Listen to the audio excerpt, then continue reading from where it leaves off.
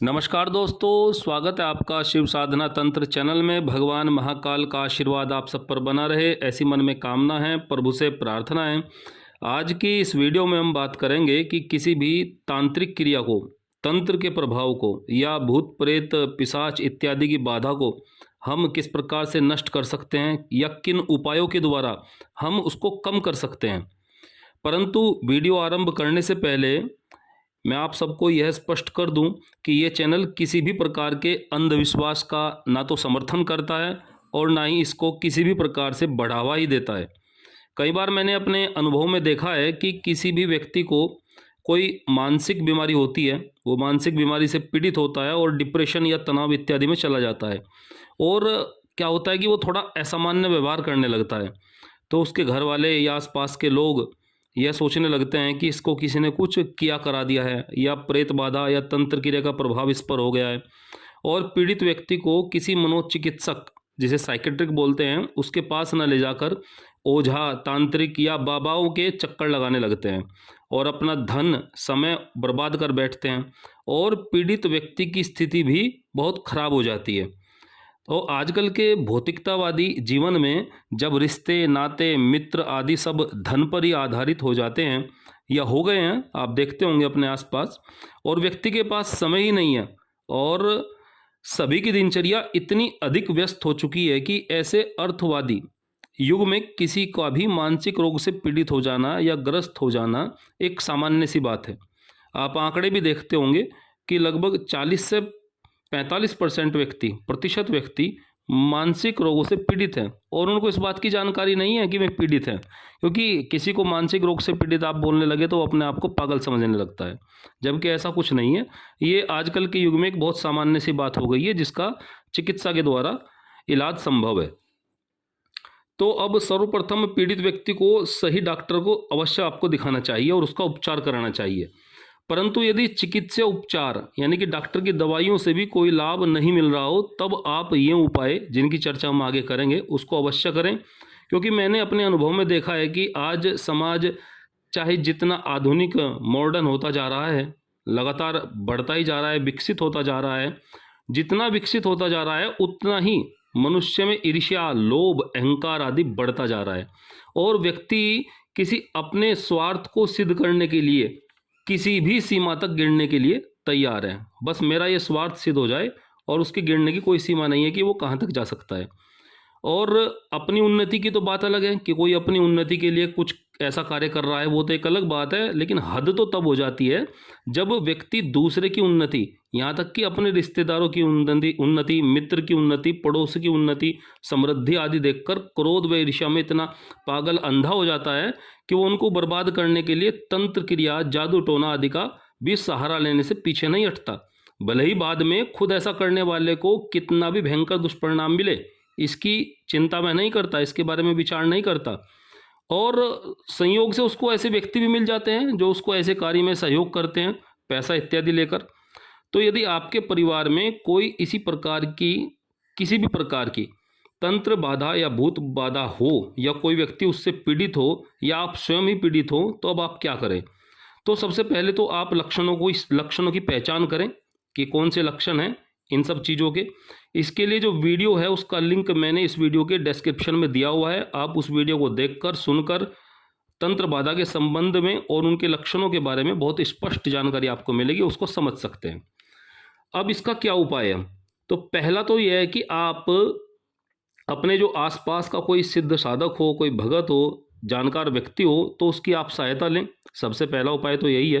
परंतु मैंने अधिकतर देखा है कि इस प्रकार के अधिकांश व्यक्ति जो अपने आप को बड़ा साधक, बाबा या भगत बताते हैं, वो पीड़ित व्यक्ति या उसके परिवार का शोषण ही करते हैं, उनसे पैसा लूटते हैं और बाद में फिर कुछ ना कुछ बहाना बना देते हैं कि आपने ऐसे नहीं किया था या हमने आपको ऐसे बताया था, आपने ये परहेज नहीं किया या ये नहीं किया या वो नहीं किया, या अब कोई नई बाधा आ गई है, पहले एक भूत था अब 4 हो गए, 10 हो गए। बहुत ही अजीब अजीब बातें भी बताते हैं या अन्य कुछ और ऐसा बता देंगे जिससे पीड़ित परिवार अपने आप को ठगा हुआ महसूस करेगा और उसको समझ ही नहीं आता कि अब करें तो क्या करें, किसके पास जाएं, किससे इलाज कराएं।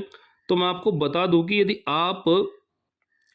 आपको कोई भी अच्छा सही जानकार नहीं मिलता है इस समस्या का, तो कोई बात नहीं, आप ये जो उपाय जो मैं आपको बताने वाला हूँ आप इनको स्वयं कर सकते हैं और मैंने इनके लगभग 70% से अधिक अच्छे परिणाम देखे हैं और बहुत से लोग तो इनको करके ठीक हो चुके हैं या उनको अब बहुत अधिक आराम है। तो आते हैं उपायों पर। तो सबसे पहला उपाय आप नोट कर लें, लिख लें। तो सबसे पहले आप गाय का घी, पीली सरसों, कपूर मिलती है बाजार में, सरस्वती कपूर के नाम से एक बड़ा पैकेट मिलता है, वो वाली कपूर। तो सरस्वती कपूर का बड़ा पैकेट, पीली सरसों, गाय का घी, थोड़ा केसर और गुग्गल, इन सबको आप एक साथ मिला लें, मिश्रित कर लें, एक मिश्रण तैयार कर लें इन सब चीज़ों का। और फिर सूर्यास्त के समय जब सूरज डूब रहा हो उस समय, आधे घंटे का समय होता है वो, जब सूरज डूब रहा हो और उसके बाद का आधा घंटे का समय, तो उस समय शाम के समय आपको गाय के गोबर का उपला लेना है, उसको आप जला लें गैस इत्यादि पर या चूल्हे पर, जैसी भी आपकी व्यवस्था हो, उस उपले को आप जला लें गाय के गोबर के, और उस पर इन मिश्रित वस्तुओं को डाल दें। जो मिश्रण हमने तैयार किया था इसमें से थोड़ा सा उस उपले के ऊपर डाल दें और उसकी धूप दें। धुआं होगा हल्का हल्का और पूरे घर के कोने कोने में उसको फैलने दें, पूरे घर में वह धुआं फैल जाए, इस बात का आप ध्यान दें। और इस कार्य को आप प्रतिदिन संध्या के समय लगातार 21 दिन तक, और आपको सोमवार से आरंभ करना है इसको, सोमवार से आरंभ करके लगातार 21 दिन शाम के समय आपको ये उपाय करना है अपने घर के अंदर। इसके बाद दूसरा उपाय, सुबह के समय प्रातःकाल स्नान इत्यादि करने के बाद आप पूरे घर में गोमूत्र का, गाय के मूत्र का छिड़काव दूर्वा की प्रोक्षणी से करें। दूर्वा घास या दूब घास, दोबड़ा बोलते हैं जिसको, वो आसानी से मिल जाती है। तो उस दोबड़ा की एक प्रोक्षणी बना लें, उसको इकट्ठा करके कलावे से बांध लें तो प्रोक्षणी बन जाती है। तो प्रोक्षणी से उसमें डुबो कर प्रोक्षणी आप पूरे घर के अंदर गौमूत्र का छिड़काव करें। और विशेष रूप से आपका जो घर का मुख्य द्वार है, मेन गेट, उस पर अवश्य आप उसका छिड़काव करें। वैसे तो पूरे घर में ही करें, उस पर अवश्य करें, और थोड़ा घर के बाहर, मेन गेट से थोड़ा सा हल्का सा बाहर तक आप उसका छिड़काव करें।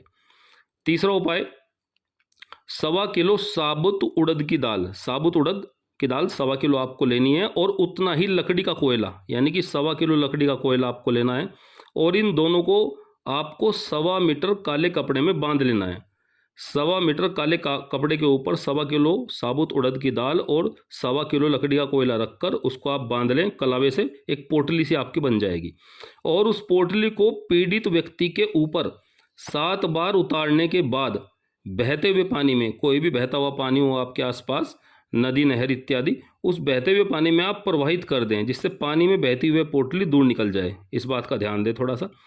तो पानी में आप प्रवाहित कर दें, और इस सब कार्य के दौरान जब आप ये कार्य कर रहे हो तो उस समय आपको ओम कालिकाय नमः, ओम कालिकाय नमः, इस मंत्र का निरंतर लगातार जप आपको करना है। और घर आने से पहले जब आप प्रवाहित कर दें शाम के समय, तो घर आने से पहले आपको माँ काली के मंदिर में जाना है, किसी भी ऐसे मंदिर में जिसमें माँ काली की प्रतिमा हो।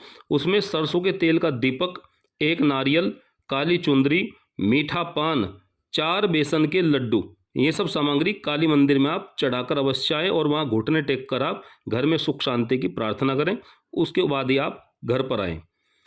चौथा उपाय आपको ये करना है कि प्रतिदिन सूर्यास्त के समय, शाम के समय, एक साफ बर्तन आपको लेना है, और उसमें आधी किलो गाय का दूध, और उसमें शुद्ध शहद की 9 बूंदें आपको मिला लेनी है। गाय के दूध में शहद की 9 बूंदें आप मिला लें शाम के समय।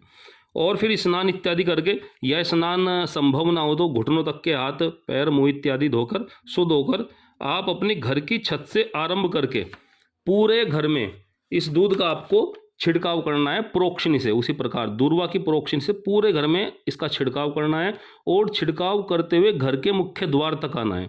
फिर मुख्य द्वार पर इसका छिड़काव करें, और द्वार पर दाईं से बाईं ओर, यानी कि सीधे हाथ से उल्टे हाथ की ओर, इस दूध की एक पतली सी धार खींच दें जहाँ चौखट होती है द्वार के नीचे। मतलब दूध की एक रेखा सी आप द्वार की चौखट पर बना देंगे, दाहिनी ओर से बाईं ओर। और बचा हुआ जो दूध होगा वो आप मुख्य द्वार के दाहिनी ओर, सीधे हाथ की ओर, जब घर से बाहर निकलेंगे तब सीधे हाथ की ओर गिरा दें। यह क्रिया आपको लगातार 21 दिन तक करनी है।